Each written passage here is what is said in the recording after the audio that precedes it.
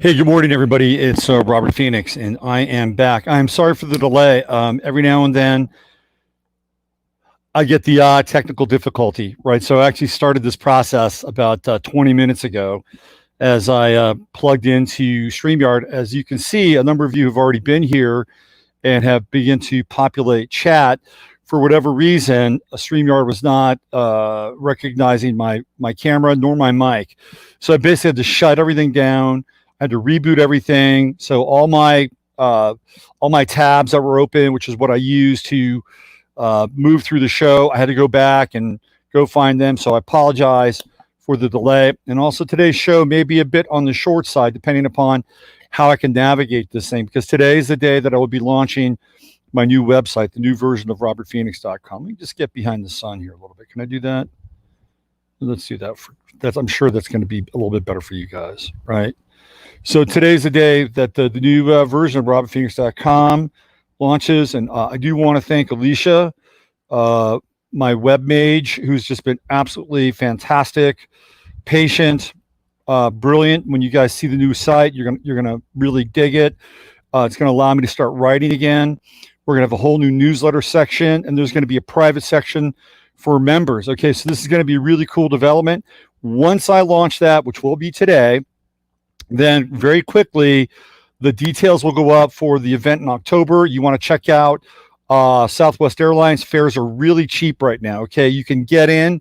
They're still really, really cheap. So that's going to happen very, very quickly. Once this thing gets up and running, and then the webinars are going to snap, crackle, and pop. So this is a big piece that's going to be launched today. So thank you for your patience around all of this, whether it's the website or whether it's even showing up today and allowing me to go ahead and stream live. I'm a little, I kind of, here, let me just do a little bit of an angle there. Is that going to be better? Let's do that. I like that better. All right, so let's see who's in the house. Let's just do a little name check here. We got Coach K. There's Robin. Robin, you're on my list. I've not forgotten about you. Fifth Wall Kestrel in the house. There's FUP77. Okay, Danica Rose. Nice to see you, Danica. Welcome. There's my girl, Sherry. Sherry from Manchester. Nice to see you, Sherry. I remember one time I was in college. I was wearing a Joy Division button in college. And this guy who was in my English class said, I saw Joy Division in Manchester. I was like, oh, really? That's interesting. You got cred, man. Becky Shelton, nice to see you. Susie Escobar, what's happening, Sue? Diana Young in the house. There's Jennifer Fitzgerald. What's happening? W.C. Ray, all the way from Charlotte, North Carolina. DJ MC in the house. There's Haven. Lord E. Robert Will, PSA. Avoid Kamala's plastic surgeon. I don't think that's Kamala, by the way. We'll get into a little bit of that. Uncle Glenn, a main man coming at us from New Mexico. Lil's in the house. Chris Fred. Hi, Chris. Faith, my nickname for you now is Proud Mary. Keep on rolling. Teresa Blackburn in the house. There's Judy. What's happening, Judy? Carrie Rose. We got Carrie Rose, and we also have, who else do we have? Danica Rose. We got the Rose twins. And then you may not be related. Maybe you are. I don't know. We got a couple of Roses. It's always good to have a couple of Roses in the house. Let's see. Anna here. Is it Carrie? Or yeah, that is Carrie, right? There we go. Denise Woolsey, 10 Dragon. Heather Gianna. What's going on, Heather? Nice to see you. There's Christine Mose. Natasha Lloyd. Shauna Cross. Hi, Shauna. Mary Grether. Let's see. Ani Brito, the wench from the ranch. There's my man, Steve. Thor by the door. The Crimmies in the house. Jill Wong. Going to be seeing you soon, Jill. And the lovely Leanne coming at us from Governor Whitler's state of confusion, state of madness. Lynn, all the way down from the Canal Zone. Amanda Pomander. What's happened? Look at that. Meta. I have a Joy Division shirt on right now. Now, how does this happen? How does this happen? It happens because it's happening. It happens because it's happening, right?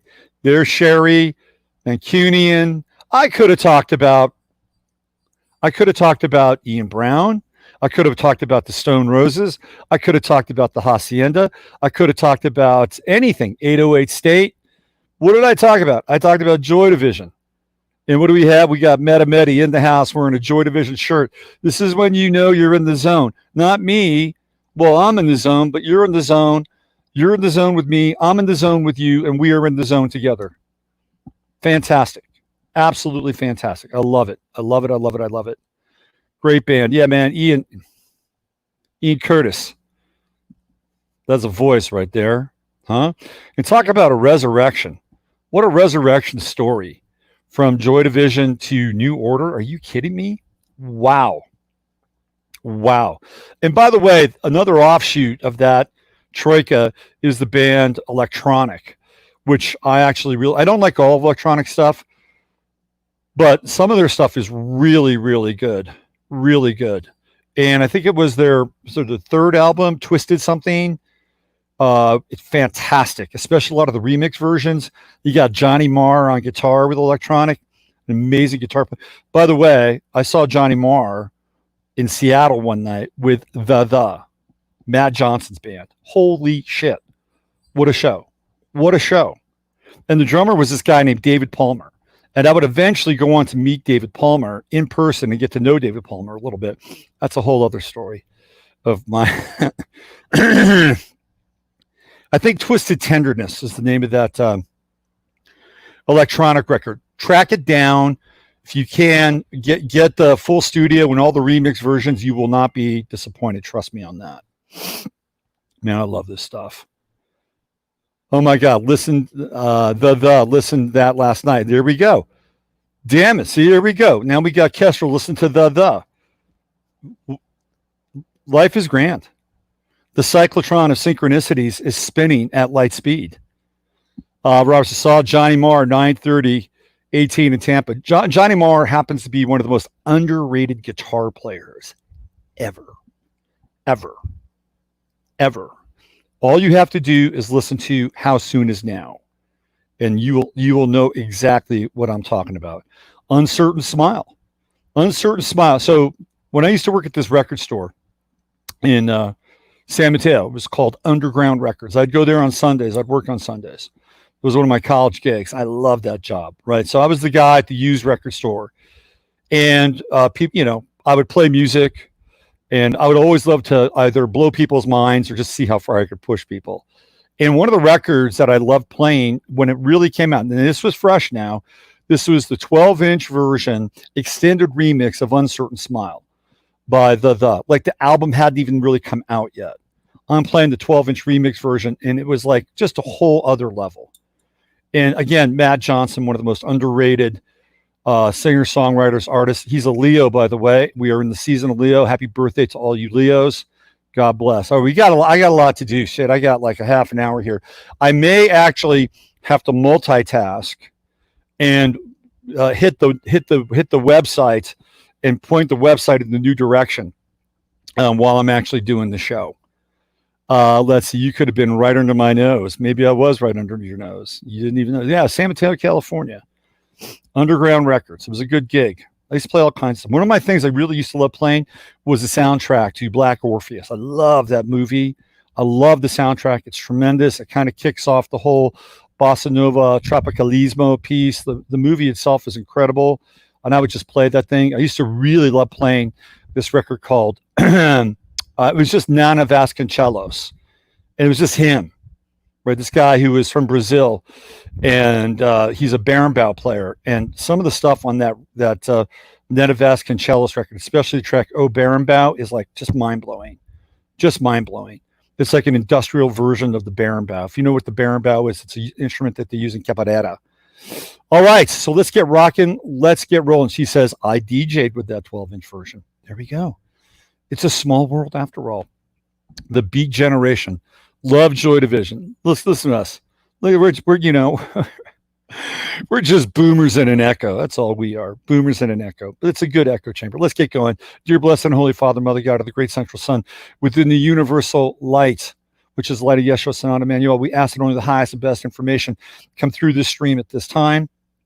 As we do so, we ask and embrace the qualities of compassion, empathy, courage, flexibility, wisdom, intelligence, strength, humor, fortitude, discernment, and above all, love for one another. We ask that any karmic residue be cleansed, purified, clarified, and removed from this stream between any of us, and so that we may return to our sovereign states as we were once before, sovereign again. All right. There we go. Radiant Seed Pod. What's going on, Radiant Seed Pod? Good to see you in the house. These things take time. Louder Than Bombs. Best Mars solo. Man, so we got some music. Speaking of music, Marc Devlin will be on the show tomorrow. Don't want to miss that. I'm really looking forward to the Marc Devlin interview. He's got whole background of music. Marc Devlin and I can just, man, I think we can just unreel this thing and go pretty far. Plus, he's got a lot of other interests and a lot of other ideas and observations. So you don't want to miss it. Jolie Evans in the house. There's Sidge. What's going on, Sidge? Jolie. I want to get Jolie on my show. We get Jolie. I sent you a text. Let's talk. Let me see. Is there anything else that I need to go through? Oh, okay. Mask update. We got to have the daily mask update. So I got up early this morning, earlier than usual, and I decided to hit the HEB to get a few things, right? I also wanted to go just to see if there's a few kind of non-maskers kind of hanging out at HEB. And the answer to that was no, except for one guy. I'll talk about that one guy. But it was, again, you'd think that like 6:30, 7 o'clock in the morning, I think it was there at 7, that you would think, oh, I'm going to get in there early. I'm not going to wear a mask. But everybody was wearing a fucking mask, except for this one dude who was in front of me in line. And I have to say he was, and I'm not trying to typecast nor stereotype here, but he was not the best non-mask representative. I'm just kind of saying, not that you have to look a certain way, but he was coughing. I'm like, dude, you can't be, I'm like, I'm not wearing a mask, but I'm also not going to be coughing. And like, you can't help it, right? He was also, let's just say, I think he was just slightly past pre-diabetic. It's kind of like screaming underlying condition there, brother. And I'm not saying you got to wear a mask, but let's game up here. Okay. If you're not going to wear a mask, you got to game up and be able to represent on a number of different levels. Let's see. Feds in Seattle, Chicago. Lord have mercy. Yeah, I was going to bring that up. I was definitely going to bring that up. Lori Lightfoot now has a fight on her hands with the president. It's going to be very interesting to see what happens. They are rolling. That's what I heard. I saw some chatter on a message board that they're showing up now in Chicago. That'll be very interesting. They're already in Portland. So let's get going here. There's a lot to cover, and I'm going to have to navigate and point to the site at 10 a.m. So I'm going to have to multitask.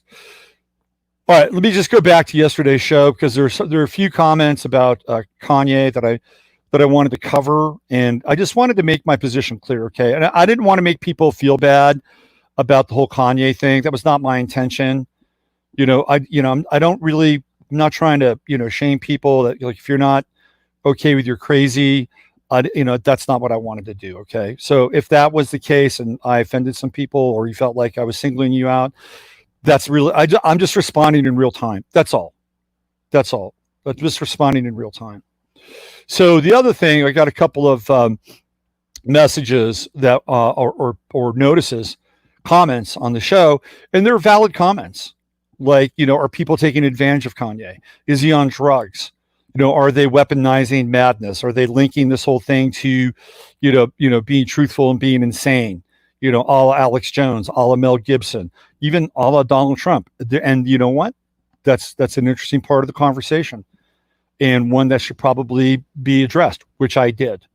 So again, I'm not lionizing his madness per se. What I am in favor of is the ability for people to be okay with that reality in their life, inside of themselves. That's all. Okay. That's it. What do we have here? We got Marie Gilson, a guy in the grocery store, had his mask on, needed to sneeze, tore off the mask, sneezed everywhere. Well, isn't that kind of defeating the purpose there? What's going on, Snake? Good to see you. Good to see you. Maury says that the same experience yesterday was in a few stores, not Wally World. The same experience as Robert. Most everyone had masks on except me. Still, no issues when it. That's right. Absolutely. Absolutely. Our mayor got gassed by the feds last night. I was going to cover that. Why don't we just jump in there right there? Let's do that, Deanna. Let's go to that story, which I have queued up here. So Ted Wheeler dealer, whose parents made a shitload of money in the timber industry, passed it down, and we now have this wonk running Portland, got gas last night. So here we go. Portland mayor tear gassed after speaking with protesters on presence of federal agents. And so here's the wall of moms. Why don't they just add a B after wall of moms? How about wall of moms barricade? And that way they'd have a great acronym, wouldn't they? WOOM. Wouldn't that be a great acronym? WOOM. Wall of moms barricade. So there's something very disturbing about this. And I know that there are a lot of women who may actually feel quite proud of the fact that there are these strong women that are lined up arm in arm to stand against tyranny, to stand against the brutality, to stand against the forced liberation, theoretically, of their own city. So if you feel so inclined to support these women, hey, go for it, make it happen, right? But there's something a bit disturbing here, and it's like being out on the playground, and you get into an altercation on the playground, maybe even an altercation that you might have even started. And what happens? Well, then you go run home and you go get your mom. And it's like, mommy.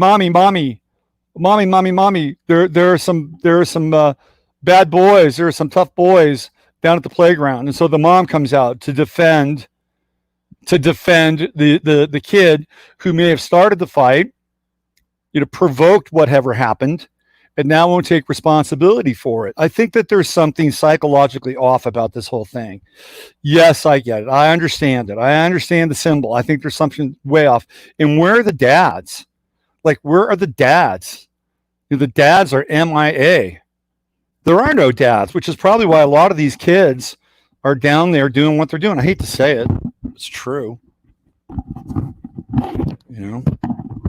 What do we have in the black community? We have in the black community generations of kids raised without fathers. What are we seeing?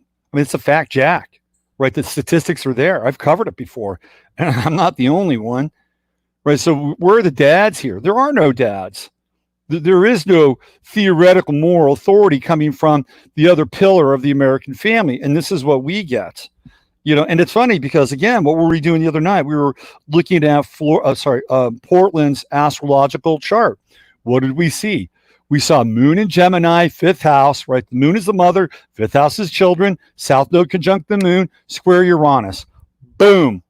We talked about it Sunday night, and look what we got. Instant manifestation. There it is.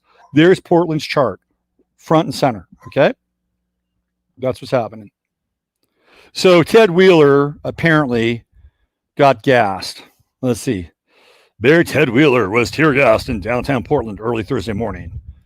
According to video and posts on Twitter from a New York Times journalist, the video shows Wheeler wearing goggles and a face mask amid a crowd of people, hold his nose and close his eyes in distress as a cloud of tear gas drifts by him. Oh, how heroic. It stings. It's hard to breathe. I can tell you 100% honesty. What the fuck does that mean? 100% honesty. Anytime somebody says 100% honesty, you know they're lying. Okay. Well, I can honestly tell you, like they're trying to oversell the honesty part. 100% honesty. 100%. Okay. I saw nothing that provoked this response. I'm not afraid, but I am pissed off. Oh my God. So Ted Wheeler's wife left him. Gee, I wonder why. I wonder why. So now he's out there alone, theoretically, snorting tear gas. Apparently, even the protesters don't like him. And supposedly, there is a candidate. They're going to have a mayor's election, and there is an open Antifa mayoral candidate. Deanna, you could probably confirm this, an open Antifa mayoral candidate that is going to be running against Wheeler. I think it's in November, correct? If I'm not mistaken. Portland, you're a mess. Seattle, you're a mess. I watched Mary Brown, who is the governor of Oregon, yesterday. Wow. Interesting press conference. That's all I'll say. Very interesting press conference. And I will defer from making any sort of comment about Mary Brown's physiognomy. I will defer on that. I will not do that.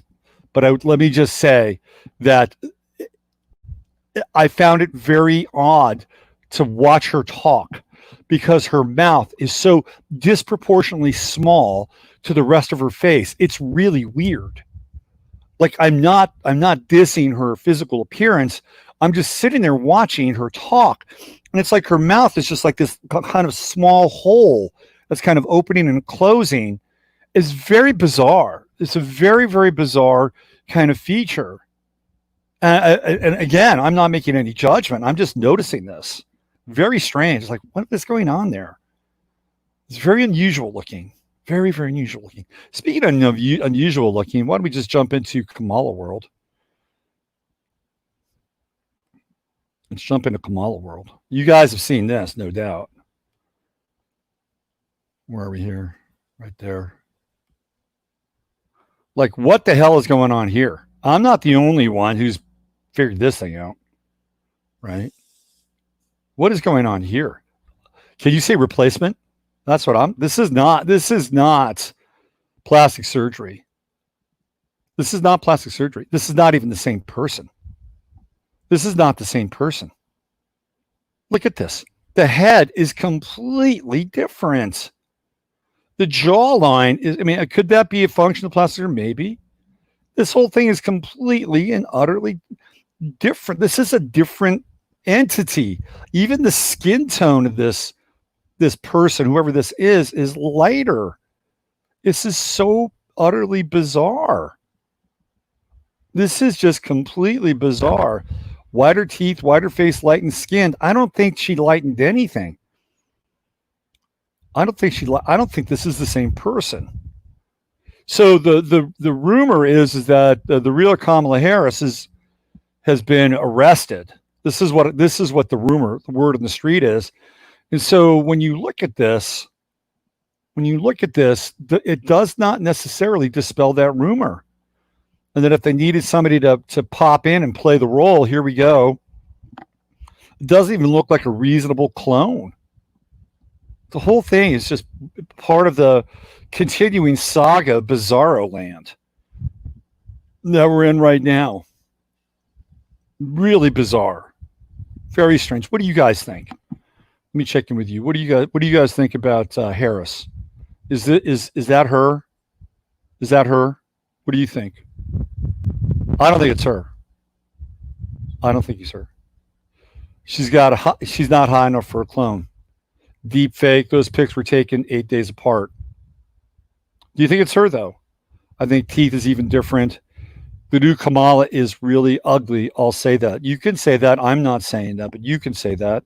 And by the way, you can say somebody's ugly. I don't have a problem with that. We live in a world of distinctions, okay? And ugly can mean a lot of different things. It doesn't have to be physical. Draco, bad CGI. That's what Kelly. The real one is hiding with Tom and Rita. And Kelly Preston. Is Kelly Preston being hidden out as well, by the way? I hadn't seen. Whoa, there you go. Deep fake, Lils.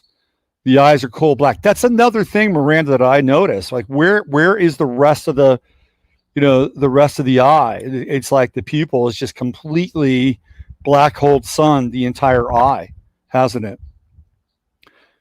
Let's see. Joan says not at all. Yeah, that's not the same person.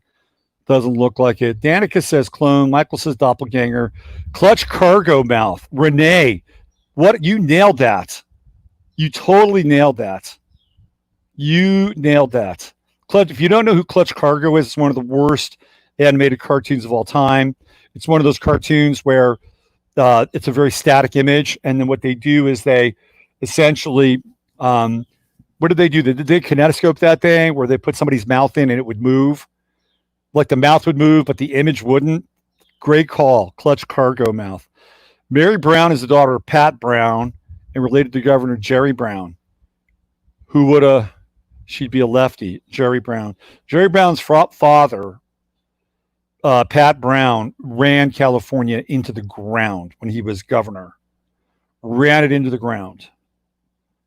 And Reagan became governor and turned California into a positive surplus state, believe it or not. Now, you may have some arguments with some of Reagan's methodologies, like closing the mental health institutions, just saying. But clearly, there was a level of productivity. Like California was really, really bad. You had a lot of the, sort of the defense industry. Not that I'm a fan, but you had Lockheed, you had Grumman, you had McDonnell, all these companies, all these jet companies. They were all hitting the skids during that period when Brown was governor. And as a result of hitting the skids, a lot of really, well-educated people were like scrounging around looking for just basic work. And I knew some of these people, right? I grew up with a family whose father was kind of a casualty of that world, right? So the Browns have been, they've been hard at it. The Brown family has been hard at it. Wrecking theoretical democracy and capitalism for generations. And Jerry Brown, by the way, is a Jesuit. Ruth Montgomery, who was a channel and who did a lot of automatic writing, made a mention of Jerry Brown and that Jerry Brown was not even human. That Jerry Brown did fit the bill of an extraterrestrial. And this is long before it was considered hip to think about that stuff. Faye says, my grandfather moved from Maine and worked at McDonnell Douglas painting planes for 20 years. My dad worked for Lockheed Martin. That's why I was born in California, but my family are from the East Coast. Santa Clara College Jesuit. That's absolutely right. Absolutely right. Yep. So we're trying to take this thing back in a lot of ways because we're seeing it's all out on the table now. It's all out on the table. We are in we're in hand-to-hand combat now, and it's really psychic combat, emotional combat, intellectual combat, spiritual combat. It's all happening now, right?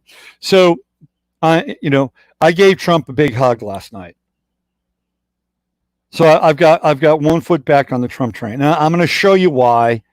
It's a 5-minute video. I'm going to play this video, and it's with him and Dr. Marc Siegel, who. I could poke obvious fun at, but I will refrain from doing that because I just will. But this is Trump on Tucker Carlson last night. It's a 5-minute interview. I want you to pay attention to 2 things about this interview. Number one, Trump's demeanor, which is just incredibly relaxed. Now he kind of gets off on how cognitively functional he is, right? Sort of like, give him a little break on that. But watch how casual he is and watch the underlying messaging around vaccines versus these other preventative measures. It's a very interesting interview. In case you missed it, I'm going to play for you right now.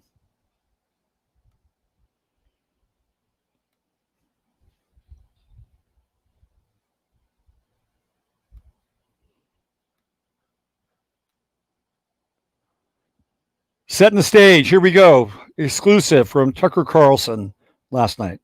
Let's cue it up. Up. Washington this morning to interview the White House, the president rather, at the White House. Here's part of their conversation. Mr. President, great news today on vaccines again. Yes. Pfizer-BioNTech vaccine, 100 million doses being purchased by the federal government for $2 billion. it seems like therapeutics and vaccines are really proceeding at a major speed. They are, Mark. They're going very well. I watch you all the time, and I watch you almost like my guide to this because, frankly, you really have a good take on it. You know how important it is. The vaccines are doing well, and therapeutics. I mean, you tell me, but I almost would prefer the therapeutics even first. You go into the hospital, you make people better. Did you hear that? I would almost prefer the therapeutics first. Okay, just listen here. Just listen. All right, this got me back on the Trump train because I think this is important, and I really do think Trump is going to try to run the vaccine game. He's going to try to buy up all the vaccines, and he's going to be monopolizing the vaccine potential here. Here we go. But we're doing very well with remdesivir and other things. The steroids are turning out to be great. Plasma is turning out to be really good. We've made tremendous progress, and I think that's why you see the death numbers. Is a horrible thing to say, but that's why you see the death numbers really looking much better. More on vaccines. I'm concerned about vaccine compliance in this country. 30% of people have said they wouldn't even take this vaccine. Right. As commander-in-chief and leader of the free world, would you consider being one of the first to take this vaccine to send a message to the American public? Well, you know the way it works. If I'm the first one, they'll say he's so selfish, he wanted to get the vaccine first. And then other people would say, hey, that's a very brave thing to do. I would absolutely, if they wanted me to, if they thought it was right, I'd take it first or I'd take it last, Mark. You do know that if I take it first, I'll be, either way, I lose on that one, right? If I take it first, and if I don't take it, they'll say he doesn't believe in the program.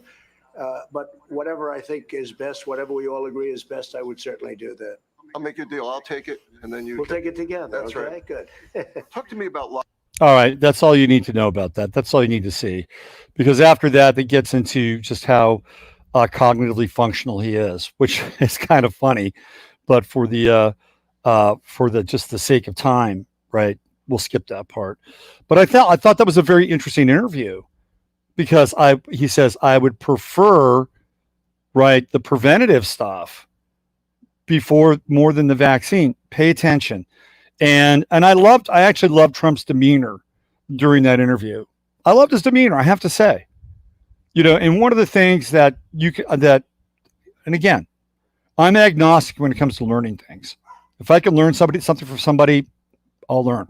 One of the things that I have learned inherently or innately that Trump does is that when he is on and wants to either ingratiate or bring somebody into a dialogue, what he'll do is he'll make them feel important, right? He will make them feel important. And some of that is his training. Some of that is that Norman Vincent Peale training, right? Part of it also, I think, has to do with the fact that he's got Jupiter and Libra in his chart, which is expansive and fair, right? So that's exactly what he did with Marc Siegel.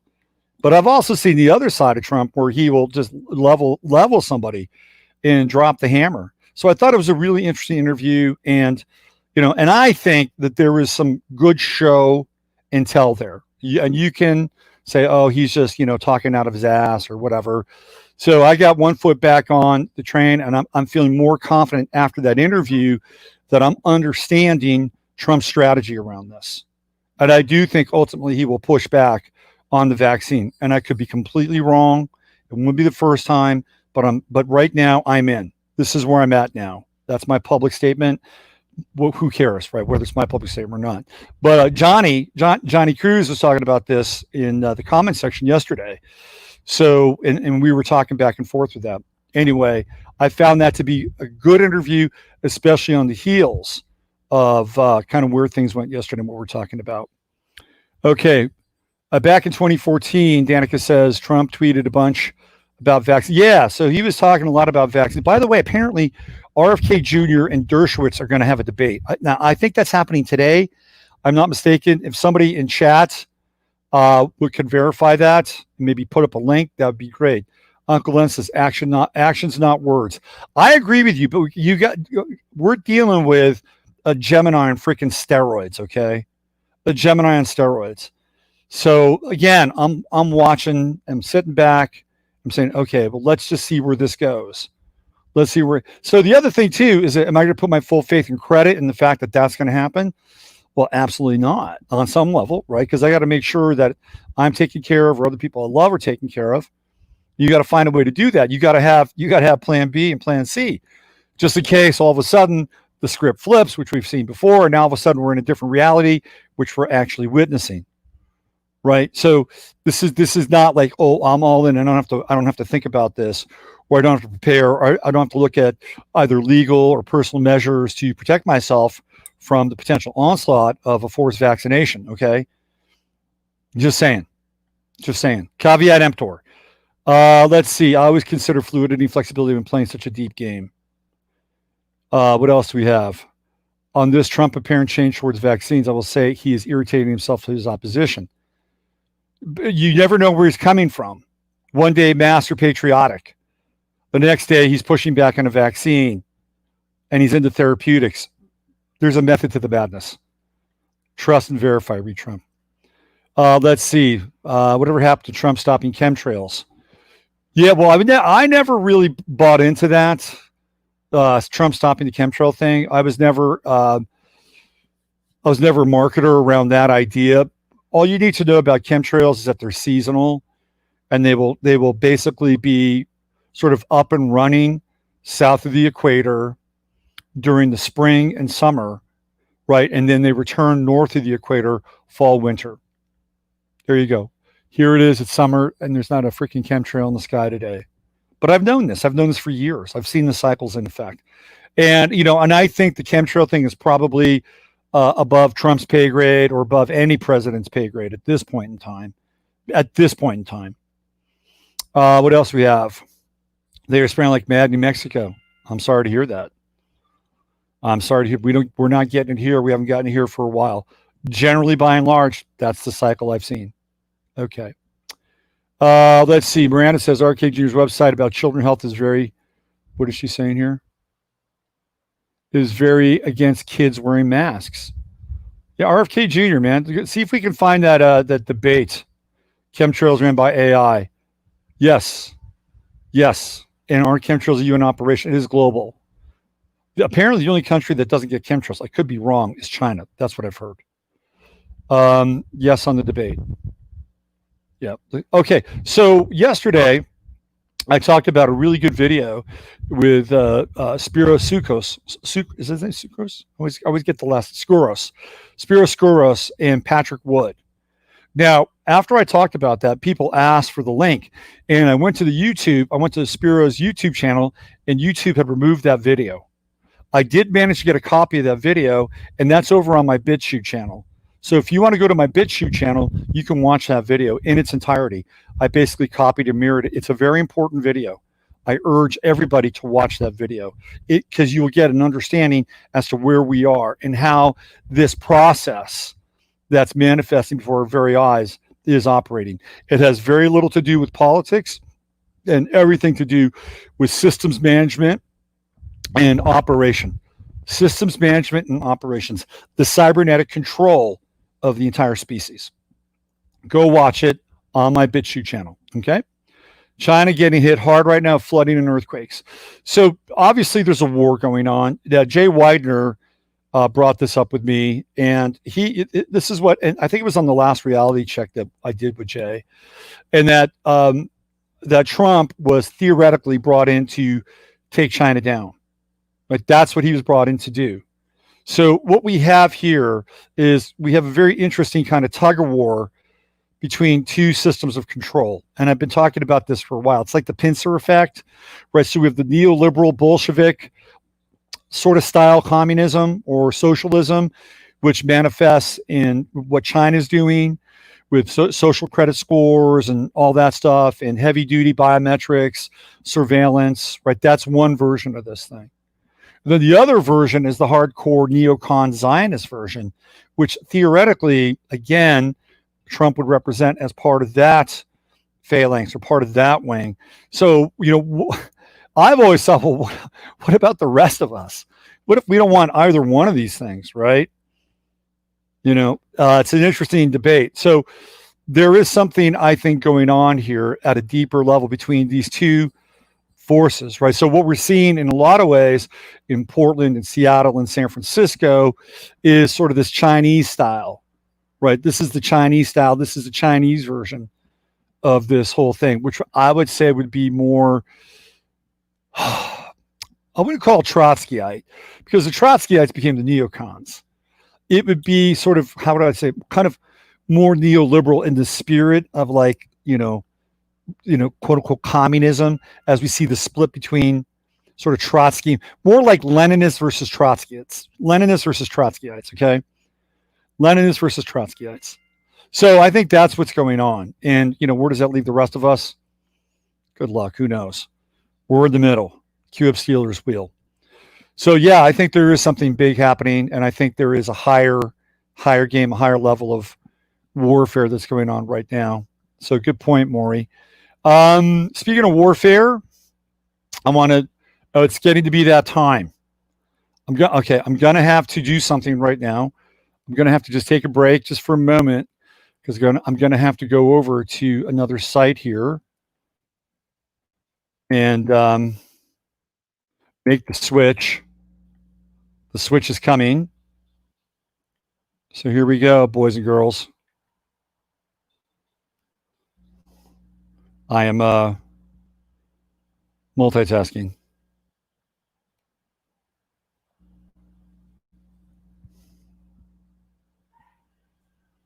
It's 9:59. What I'm trying to do is I'm trying to get this thing launched by noon so I can have the sun on the midheaven.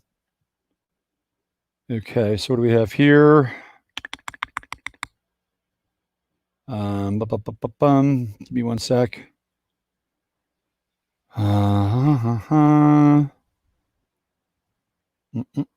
Let's do that. Hold on. Back here. You guys just keep chatting away while I take care of business.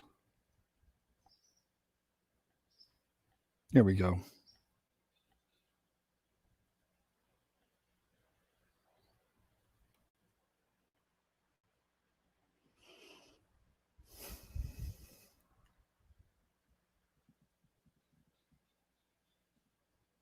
Okay, here we go.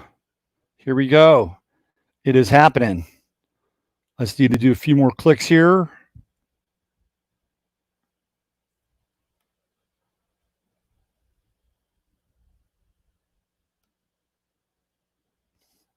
Let me get into this. Thank you for your patience. I totally appreciate it. Let me do this. Sometimes we have to do multiple things multiple times. Okay. At least that's where it is now, as time keeps on slipping into the future. There we go.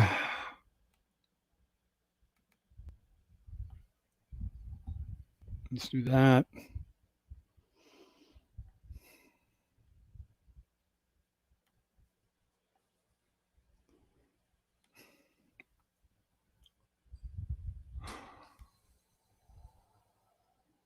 Let me do this. Hang in there. We're almost there. Gotta get the right setting here.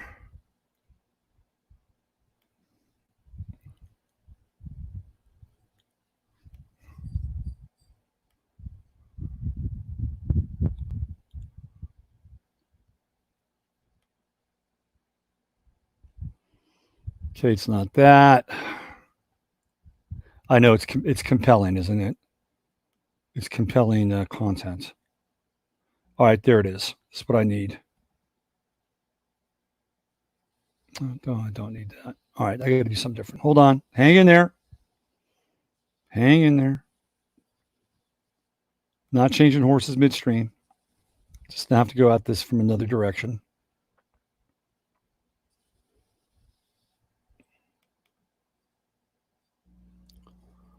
Oh, boy.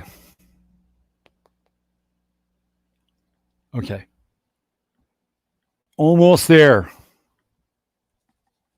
Rearrange the reality, time, space.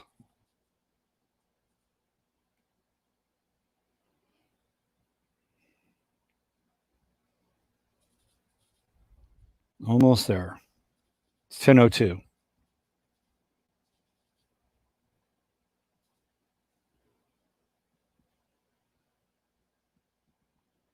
All right, there we go. Here we go. This is what I'm looking for right there. Right there. So we do that.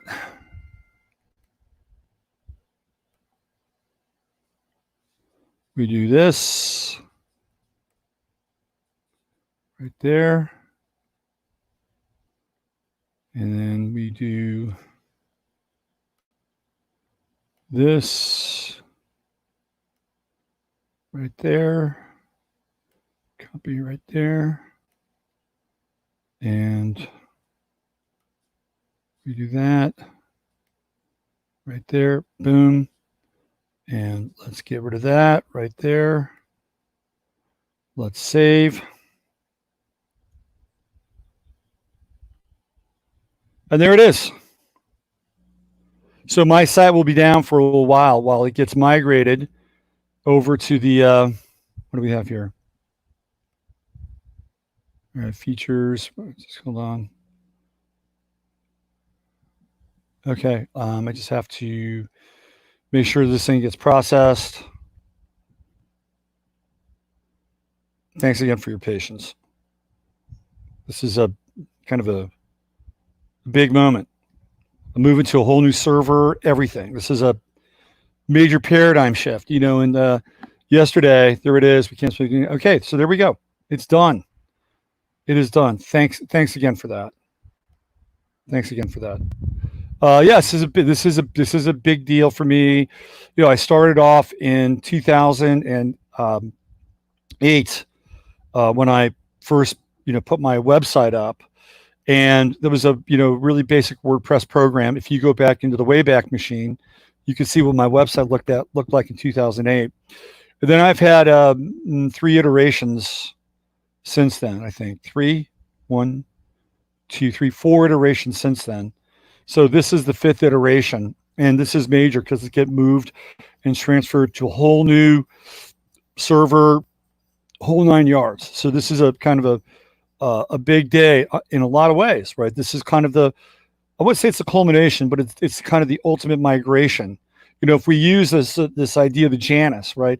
I went into the Janus experience in 2008, and now here we are 12 years later in 2020. And there's a new kind of portal that is a result of that, right? So you'll get to see it. It'll be up later today. Again, you know, big props to Alicia. You're awesome.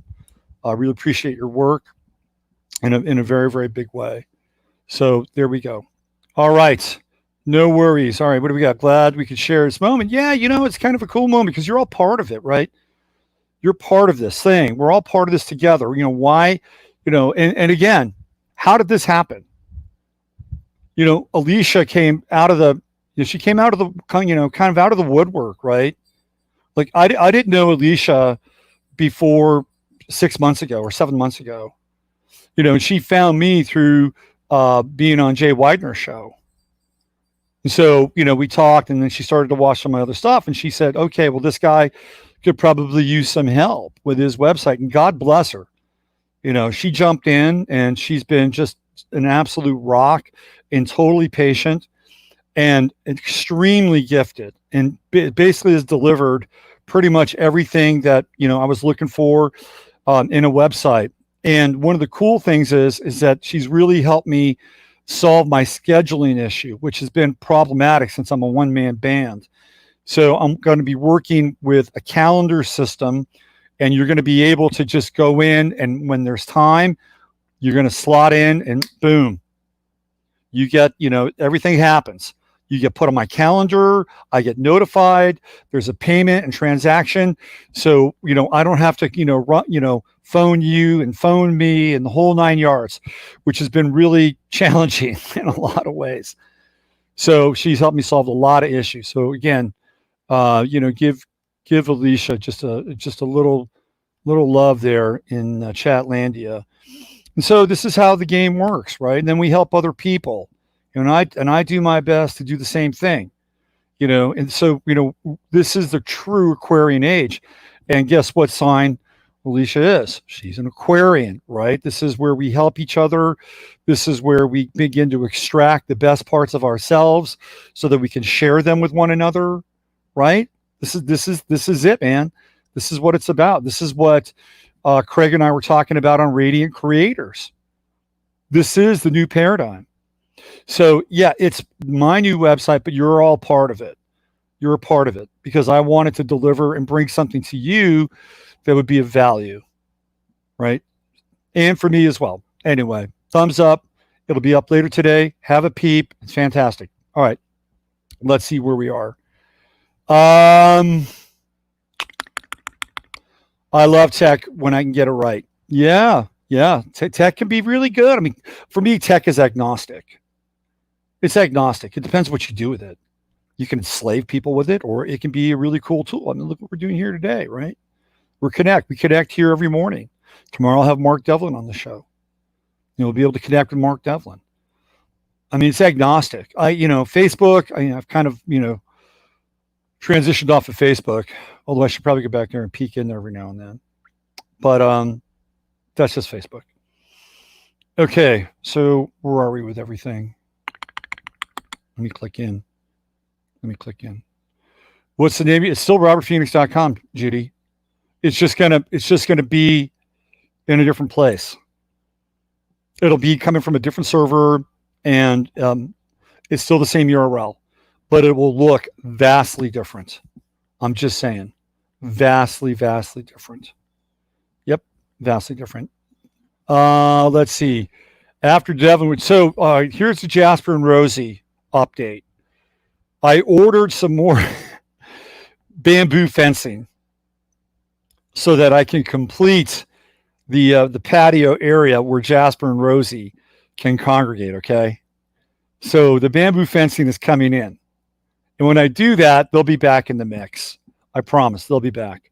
I'll have a whole Friday show just dedicated to Jasper and Rosie. The other thing that I'm playing with is I think I figured out how to take live phone calls on the show. We may give that a bit of a run next week. We may give that a bit of a run. I may have a day where you guys can just call in. How does that sound? Does that sound interesting? I think it's interesting. I think I figured out a way to do this. I'll give it a test maybe over the weekend. And if this thing works, you'll have a phone number, you'll be able to dial in and we'll be able to talk, right? That should be fun. Now, I may even do a little bit on the Sunday night show. This is what we used to do on the Sunday night show and on the Friday show. Like the cool thing about Blog Talk Radio is that people could call in and I would look at their charts and stuff. And I'd stopped doing that a long time ago. But I may just maybe I'll do that once a month on the Sunday night show just to keep things snap, crackle, and popping. Kind of innovate. I do want to get into two things that have to do with Southern California. One, which is not so encouraging, and the other, which is very encouraging, right? Which is the world we're living in right now. We could be theoretically. Let's take the example here, Ventura County, north of Huntington Beach. What are we talking about? Maybe 125 miles, maybe 150 miles. Okay, and they're two different realities. Two separate realities happening simultaneously within about 150, 170 mile radius. Do we need to understand or know more about the why, the split in culture and consciousness? And I'll show you. I'll have examples. The other thing I wanted to talk about briefly, and this may actually be somewhat inspirational for some of you out there, because a lot of people are like, they got ants in their pants and they want to get the fuck out of California, or they want to get out of New York, or they want to get out of Philadelphia, Pennsylvania. I get it, right? Because we're watching what's happening with the essentially the deep state takeover, which is so entrenched. Like, I can't even begin to tell you how entrenched this shit is. I was watching a video. This is a person who I believe, if I'm not mistaken, is the director of is it public health? It's either in Seattle or Portland. I think it might be Portland. Take a look at that person. Take a look at, again, I'm not making any aspersions on a physical appearance, but the person doesn't look healthy. They don't look healthy. So let me ask you this now. Is health going to be racist? Because apparently time is racist. Schedule and structure are racist. This is what the Smithsonian Institute is saying. Is health going to be racist now? That's a really interesting notion. That the idea of being healthy is endemic to a certain group of people. I don't think that's too far out of the wheelhouse, right? Because what I was basically observing is that if you're going to have somebody who is, the county commissioner or city commissioner of public health, you would think that hopefully they might look somewhat healthy. Unfortunately, that's not what was being manifested in some ways. I'm just saying here. Just saying. Right? Just saying. If you're going to have a position, maybe you might want to project the visage of health on some level, right? So we're just looking at just how deeply entrenched this stuff is. It's very, very deep. All right, let me get into. So let me go back. A lot of you guys want to skedaddle out of these places and states. I don't blame you, by the way. And I've been getting a lot of on my YouTube feed because I've watched stealth camping. There's this guy Steve Wills who's got all these. He's a Canadian. He's got all these interesting camping videos. How to take. They got shit like how to take a smart car and turn it into a camper. I mean, there's like extreme sort of makeovers, like how to turn an ambulance into a camper, all that stuff, right? But it's actually kind of interesting. So if you are feeling the pulse for migration, you may want to watch some of those YouTube videos, and it can be done. By the way, it can be done. I traveled across the country in a 1-ton van in 1996, and I left California with about $150 in my pocket. And I was on the road for 2.5 months. And I came back to California with maybe $500 in my pocket. So it can be done. And if you're looking to do something like that, there are plenty of videos on YouTube that will inspire you. Okay, so this will not inspire you. This will not inspire you, but I will show it to you anyway. This was brought to my attention by our good friend Masaki yesterday. He brought this to my attention yesterday. This is troubling. This is from a website called Citizens Journal, Real News for Ventura County. Forest County COVID-19 lockdown of Ventura apartment building at 137 South Palm Street. That's a 20, by the way. This is Kevin Daly and George Miller. These are the people that are contributing to this story. So apparently there's an apartment building where this showed up. This is from the Ventura County Public Health. Immediately be quarantined at the location listed above. Right there it is. And I can't believe that somebody said that this was bullshit. Bullshit, fake. It is not bullshit, fake news. Not anybody in the chat room, by the way. So there we go. This is part of their letterhead. Vista Del Mar Commons. And they talk about basically being quarantined. And this is Nelly Valenzuela, the property manager. So this is what's happening. We spoke to Ventura County Health Officer Robert Levin, who told us he was unfamiliar with the details. The building is run by Ventura Housing Authority and has elderly and behavior health cases living there, 74 units, mostly singles, some residents mobile, meaning they have cars and they can get around, some can't. This is not an elder care facility. These are apartments and people are free to come and go as they please. A resident was hospitalized and then tested positive for COVID-19. Well, I don't think that's all that difficult. The building management went on full alert. Common areas had been shut down, but they also disabled the keys and residents couldn't get back in if they left and returned. So these are people that are older and they may be a bit infirm, so they're being locked out of their own apartments. So the county health department was involved in quarantining the place at management's request, Levin told me. 2 more residents became ill, tested positive. The laundry area was closed. After the test results came in today, only 1 more positive, whatever that is. And who knows, anxiety plays a large role in this stuff. My mother got hospitalized because she was having a freaking anxiety attack. That's what was going on. You get anxiety, loss of breath, all the stuff that goes along with it. These people go into panic mode. It's not, it triggers other things. It could trigger underlying symptoms as well. So there's the building showing you right there. Somebody put an American flag in the window. And then you have some comments here.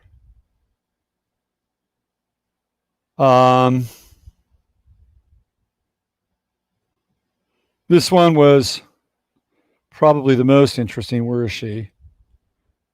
This Melody Jarvis. She actually lives there. She says, I live in this building. There are a lot of angry people. It's totally unnecessary. A reasonable request for cooperation would have been accepted by most. We had received a notice of voluntary testing. Then on, I live in this building and none of you are getting the full cause of the tenants' anger. Thursday night about 9 p.m., the building was locked down without notice. Tenants couldn't go to the courtyard or get their cars in the parking lots.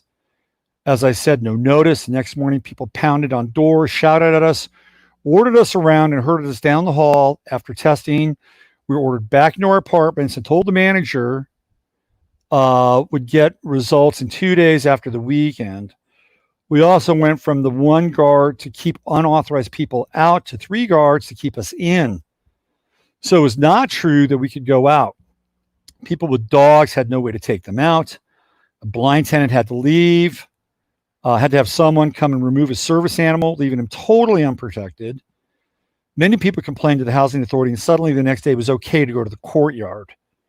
If you checked out and in with the guards, most could leave for short periods. It's a fucking prison camp. They turned this building into a prison camp, okay? This is what's happening. This is some 12th house Neptune and Pisces shit right here, right? Man. If I had somebody living in this building, I would be a hot tamale. Let me tell you.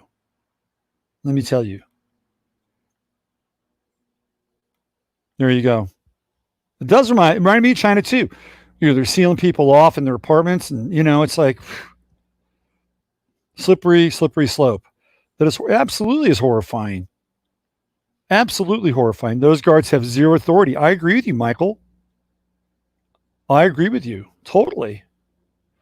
I agree. Totally. 100%. Now, again, I want to show you just what a strange reality we're living in. So I don't know what the exact distance is. Let's just call it 150, 125, 150 miles. Let's travel to Huntington Beach, Orange County, which really seems to be now the heart of the so-called resistance in California.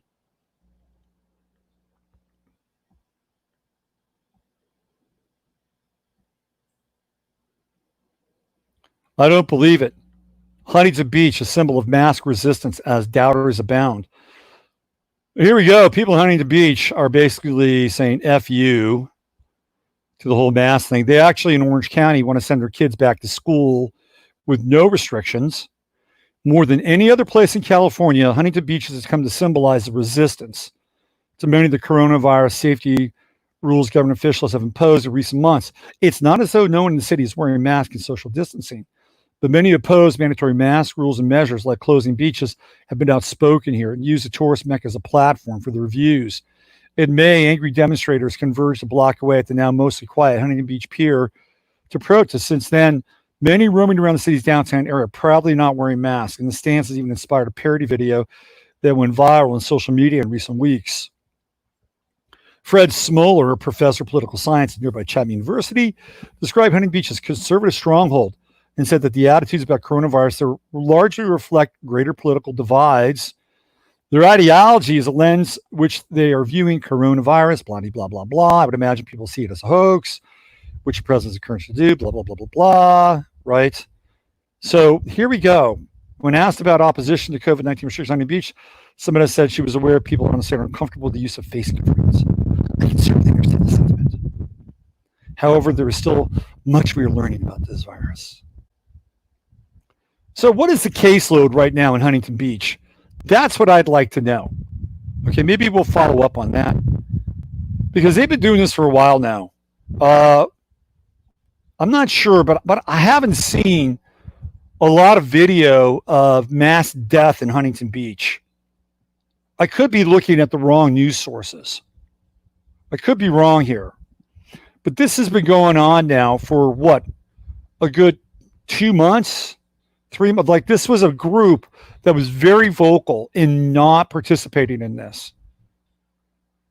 I'm, and I could be asleep at the wheel here. I could have my head in the proverbial sand, pun intended. I'm not seeing the numbers.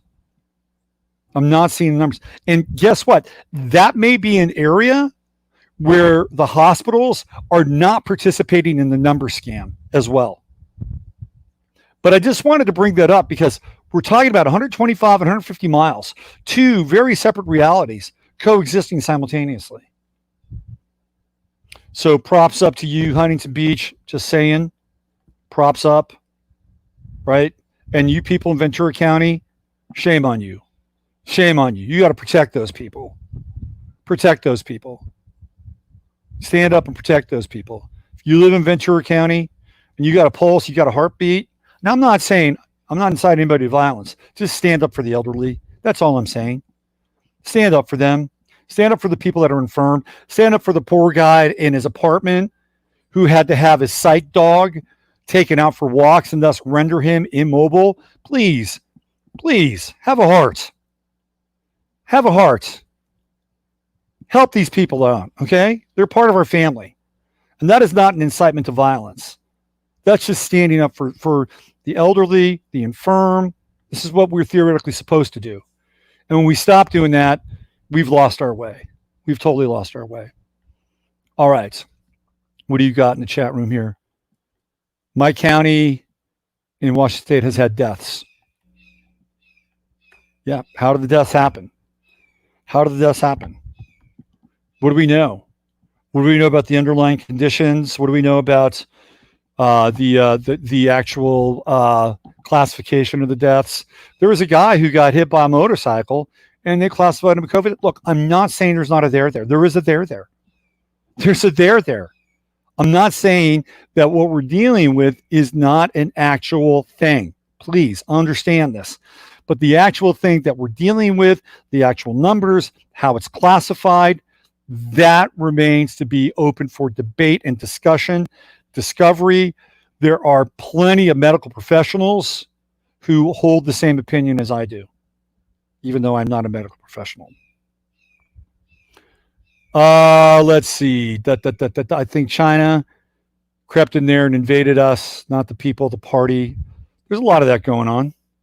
Florida Rep Anthony Sabatini has filed suit against the city of Key West because it has one of the most restrictive mask ordinances in the country. Yeah, so just to let you know, Claire's daughter, who has been on my show, the Friday show, where she performs some of her songs, Lee, who's incredibly talented, performs down in Key West. And she's got to play with a freaking mask on, okay? Now, the thing with Key West is that it is a tourist magnet, so people come there from, obviously, from other parts of the country. I'm not gonna, co-sign on that thing, but on some level, I understand at a basic fundamental level why the people in that area might make that kind of decision. I'm just saying. I'm not entirely supporting it.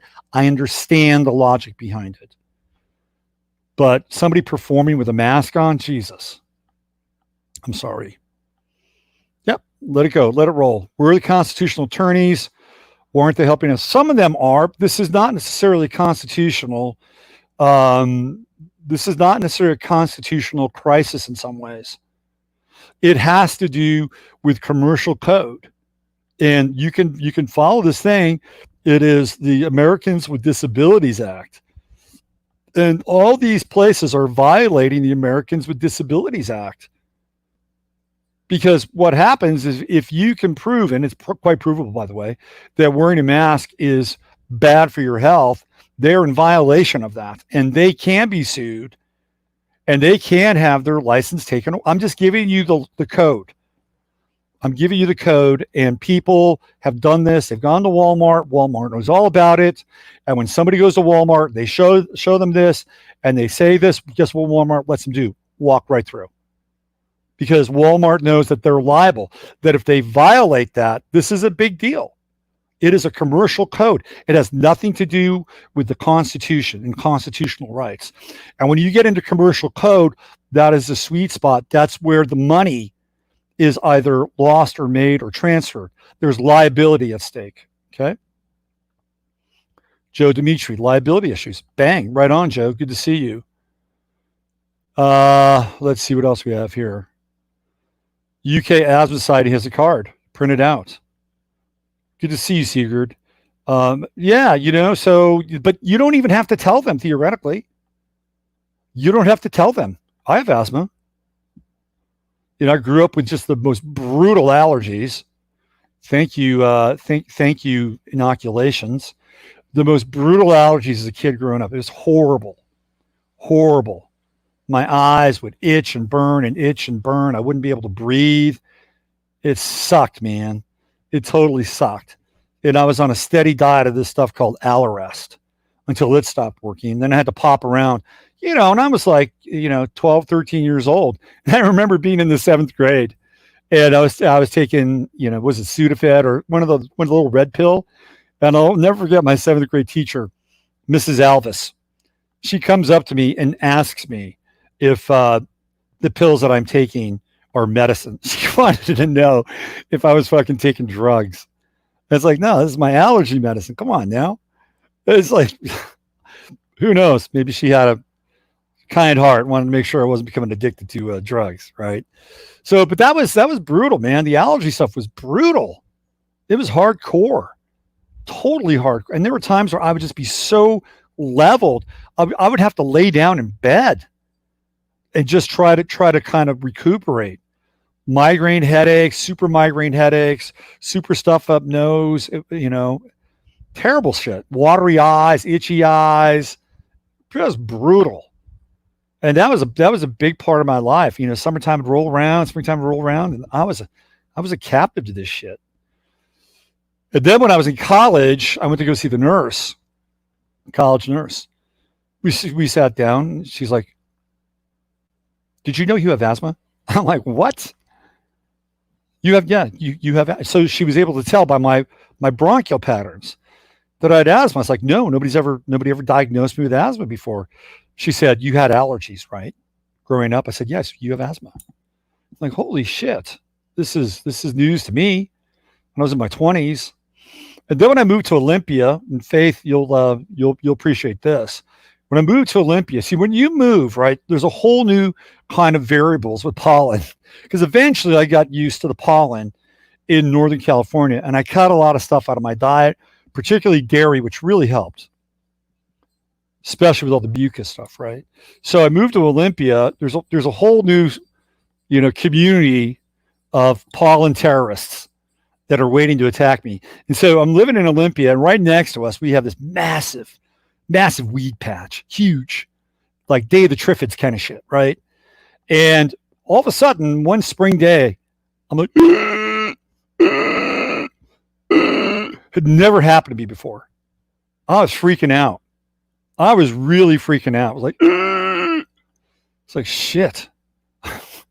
I guess I do have asthma. So I started to work with like some natural stuff, right? And that was really the first key that said, dude, this is an issue, right? This is a big time issue.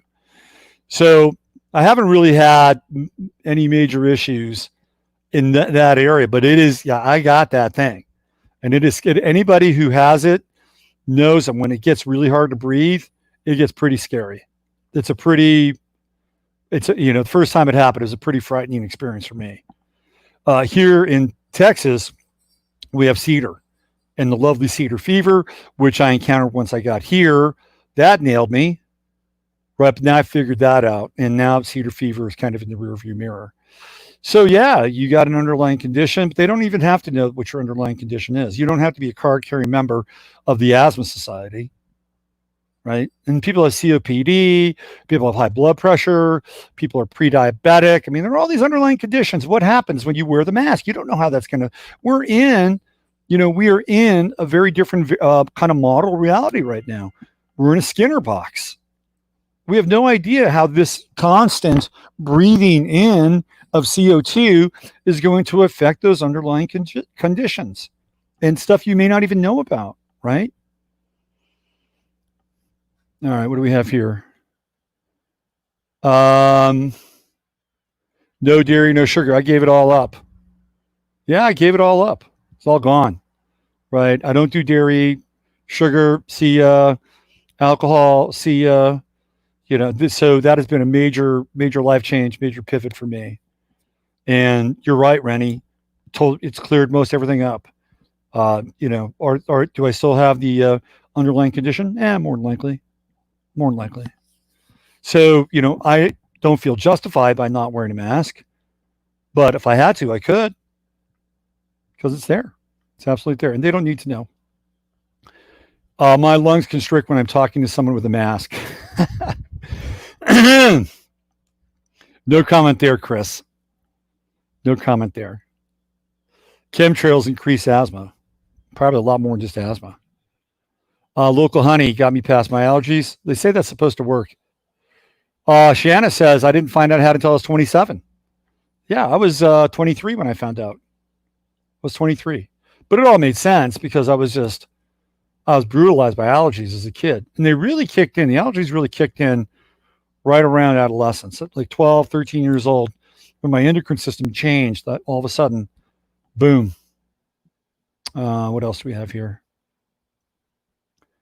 They trust the screen. Thymus all the way. I've never gotten such immediate relief from a supplement before taking this. Indeed. What I mean is you shop employee phone screens. Yeah, so that's good. I mean, look, if you have to do that, you got to have that on your phone. Look, do what you got to do. Just do what you got to do. Do what you got to do in order to get through and retain your dignity, character, honor, and your ability to be sovereign, right? Take responsibility for it. All right. I'm going to get out of here. And when they come for the oxygen thieves, that's funny, Sticky. I know exactly what you're talking about. What else? What did Kestrel say? They trust the screen. That's true, Sigurd. They absolutely do. They do, right? Sort of like the screen is the altar. The screen is the altar of divine digital dispensation. That's exactly what it is. Here we go. Wuhan Grisham in New Mexico, no medical excuses accepted. That's bullshit, man. That's totally bullshit. These people, their time is up. Their time is coming to an end, okay? Let them luxuriate. Let them luxuriate in their brief moment of tyranny, because it will come to an end. I guarantee you that. Maybe next week, next month, next year, 2 years from now, their tyranny will come to an end. And they will understand. They will understand exactly what happened, what they did. Unfortunately, for many of them, it will be too late, because the judgment will have been cast upon them. And I'm not here to play some kind of, role of, some sort of revivalist preacher. These are the laws of the universe we're talking about here. I'm not going to get up on some Pentecostal soapbox. They're just the laws of the universe. Like, if you're an asshole, guess what? You're going to be shown how much of an asshole you've been. Trust me. I've been down that path more than once, by the way. More than once. So these things have a limited shelf life. And then they will be shown. They will be shown the error of their ways. And when it happens, it will not be pretty, because only money and power can only protect you for so long. For only so long. And then even that begins to degrade. When it does, people will turn on one another. They'll out one another. It will get very ugly. Very ugly. And I'm not even just talking about, I'm talking about just the internecine connections around how all these things are organized, like the networks of the dark networks of support. I'm talking about what's revealed to these people. And it will be revealed. And I'm not, again, I'm not here trying to, play the role of John the Baptist or anything. It's just the way it is. It's just the way it is. If you continue to practice, right, certain things over and over and over again, and you're an asshole or you're a nasty person or you're a tyrant, right? Guess what's going to happen? It's going to hit you. Nobody is immune to this. No matter how many times you do the cremation of care or whatever you do, nobody's immune to this. Conversely, if you practice the other side of that, if you practice kindness and empathy, and you're really doing your best to be integral and help other people with definable and discernible limits, guess what? That has its own reward. Okay, it has its own reward. Which side are you on? Which path do you want to take? Which path do you want to take? Which path do you want to empower? Do you want to empower the path of petty tyranny? Or do you want to empower the path of real empowerment with one another? And that's a daily decision. That's a moment by moment decision. Moment by moment decision. And it's not an easy one for some people. There are sacrifices involved at times. You may have to sacrifice your job. You may have to sacrifice people that you get along with or have gotten along with. This is where it gets really rough, people. I'm not going to lie to you. I'm not going to lie to you. But you're going to have to make a stand at some point. And it doesn't have to be reactionary. It doesn't have to be harmful. It doesn't have to be accusatory. It doesn't have to be any of that. It just has to be with loving integrity for you and your divine dispensation and your relationship with the Most High and this Logos experience that we're having. Because it could be a really cool thing. We could have such a kick-ass time here on this planet. Just think about the upgrades. Just think about the upgrades that we could have if we're all like humming at that level. Fantastic. And then this whole other world is just in our rear view mirror. It's in our rear view mirror. And I think this is the path. And we have to live this every day with a sense of expectancy. This is our strategy. However it gets manifest in our lives, that's our strategy. That's our way. It's my way. Anyway. All right. I'm out of here for now. Use your head in order to discern what's real, your heart, to stay open to what's possible. I'm Robert Phoenix. I'll be back tomorrow with Mark Devlin. Don't miss it. It's going to be a great show. Thanks, everybody, for supporting the show. The new website will be up and running shortly thereafter. All the details you need about Hill Country October coming straight at you. And that's it for today. God bless you all. I'll see you tomorrow on the flip side.